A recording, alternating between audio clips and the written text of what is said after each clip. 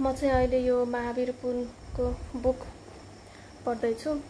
मैले अहिलेसम्म लगभग नोभेलहरू 25वटा जति नोभेल पढेँ हैन। अनि त्यो भरिमा सबभन्दा खै अब के किन हो एकदमै मन पऱ्यो क्या मलाई यो बुक। राम्रो त अरू बुकहरू पनि एकदम राम्रो राम्रो बुक छन् हैन, तर यो अब मलाई एकदमै मन पऱ्यो क्या। महावीर पुन जति साधारण देखिन्छन् उनले यो बुक पनि त्यति नै एकदम साधारण तरिकाले लेखेछन् क्या। अनि अब चाहिँ बुक पढेर त भएको छैन, जति पढेँ त्यहाँसम्म चाहिँ मलाई के लाग्थ्यो भने महावीर पुन अब अमेरिका गएका या राष्ट्रिय आविष्कार केन्द्र चलाएर बसेका भनेपछि खतरै होला नि। खतरा त खतरै नै हुन् हैन, तर पनि मैले सोचे भन्दा अलिक फरक नै पाएँ। यिनले मलाई के लाग्थ्यो भने यिनले प्लस 2 सक्ने बित्तिकै ब्याचलर पढ्न गएको होलान् भन्ने लाग्थ्यो क्या। अनि त्यसपछि ब्याचलर पढेँ, अब त्यसपछि आएँ, अब कति वर्ष उता काम गरे होलान्, अनि पैसा कमाए होलान्, अनि त्यसपछि बल्ल नेपाल आए होलान् केही गर्छु भनेर भन्ने सोच्थेँ मलाई चाहिँ। तर त्यस्तो रहेनछ।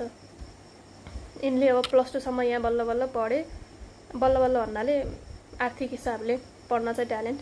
अनि प्लस 2 सम्म पढेँ, त्यसपछि पढ्न काठमाडौँ जान पैसा नभएर अनि पढाउन सुरु गरेँ। 13 वर्षसम्म पढाएर अनि केही झगडा भएर अनि त्यसपछि उनी जागिर छोडे, काठमाडौँ गए। अनि त्यसपछि त्यहाँ कतैबाट यसरी अमेरिका जान पाइन्छ भन्ने थाहा पाएर अनि उनले मेल लेख्न सुरु गरे प्रोफेसरलाई। मेल पनि अब काठमाडौँ गएर 1.5 वर्षसम्म मेल मात्रै लेखेर बसेछन् के। कुनै मेलको रिप्लाई नआउँदाखेरि पनि मेल मात्रै लेखेर बसेछन्। कति चाहिँ धैर्यता होला कि यिनीसँग। अब हामीलाई त 2-4वटा मेल लेखेर मेलको रिप्लाई आएन भने खै म त सक्छु जस्तो लाग्दैन। यिनीमा कति धैर्यता होला। 1.5 वर्षसम्म मेल मात्रै लेखेर बस्नु, त्यो पनि अब काठमाडौँमा केही काम नगरिकन भनेको त मलाई ठुलै कुरो लाग्यो। कसरी बस्न सक्यो होला नि। अनि त्यसपछि 1.5 वर्षमा रिप्लाई आएर अनि त्यसपछि अमेरिका स्कलरसिप पाएँ, अमेरिका पुगेँ। त्यसपछि ब्याचलर सकाएर फेरि उता काम नगरेर तुरुन्तै नेपाल फर्किएँ के। उनलाई अब उता पैसा कमाउन पनि मन लागेन, नेपाल फर्किहाले। अनि फर्किहालेर अनि त्यसपछि कमाउनेतिर पनि लागेन, अनि समाजसेवातिर लागिहालेँ क्या। अनि मलाई चाहिँ मेन कुरा भनेको 1.5 वर्षसम्म कसरी मेल मात्रै लेखेर बस्नु सक्यो कि यसले।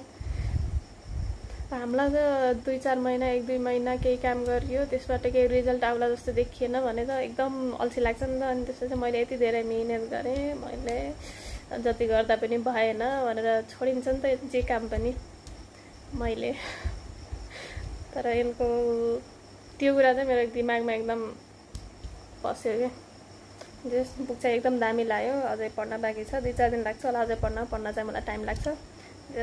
दामी छ बुक, एकदम साधारण तरिकाले लेखेछन्। आफू जस्तो साधारण छन् त्यस्तै साधारण तरिकाले लेखेछन्। तपाईँ पनि पढ्नु होला book Mahavir Pun. Thank you.